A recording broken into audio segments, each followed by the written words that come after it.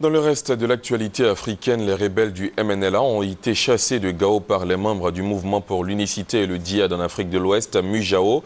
Le bilan des affrontements fait état de 20 morts. Selon la Croix-Rouge, aujourd'hui, 40 blessés étaient soignés à l'hôpital de Gao.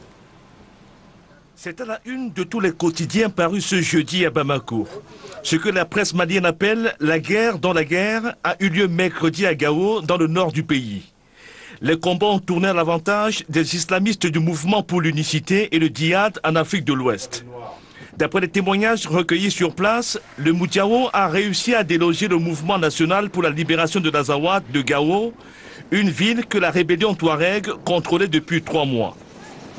Il n'y a pas un seul combattant du MNLA à Gao, il n'y a pas un seul responsable du MNLA à Gao. Il y a beaucoup de gens du rang de MNLA qui sont arrêtés, qui se trouvent au niveau du commissariat avec les MUJAO. Les affrontements à Gao entre les islamistes du MUJAO et les rebelles Touareg du MNLA ont été particulièrement violents. Le bilan est lourd, au moins 20 morts et plusieurs blessés. Parmi les victimes, des officiers supérieurs Touareg, mais aussi des civils. Ce qui provoque une vive réaction de la part du gouvernement de transition malien. Les éléments qui occupent illégalement cette partie du pays sont des éléments à condamner par la communauté internationale.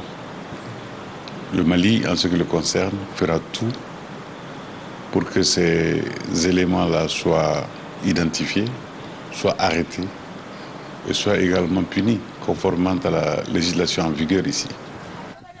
Un calme précaire règne ce jeudi à Gao. Les islamistes du MUJAO procéderaient à des opérations de ratissage dans la ville. Objectif, arrêter les rebelles Touareg encore en fuite.